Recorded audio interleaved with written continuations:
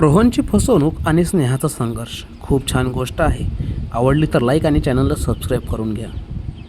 रोहन हा अत्यंत गरीब मुलगा होता, पण त्याच्या मनात श्रीमंत होण्याचा तीव्र इच्छा होत्या.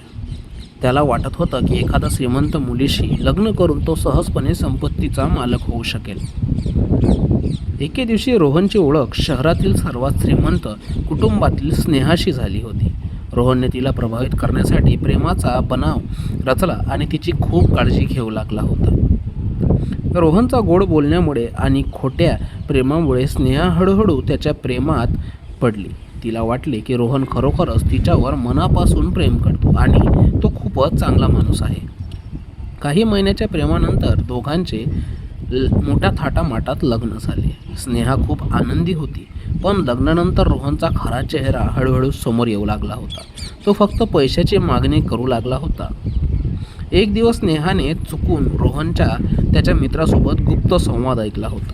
रोहनला तिच्या संपत्तीवर डोळा होता आणि तो फक्त प्रॉपर्टी मिळवण्यासाठी तिच्याशी लग्न केलं होतं हे तिला समजले. रोहनचा खरा चेहरा पाहून स्नेहाला खूप मोठा धक्का बसला होता, पण तिने हिंमत हारली नाही. तिने त्या क्षणी रोहनला सोडून देण्याचा निर्णय घेतला आणि स्वतःच्या पायावर उभे राहून नवीन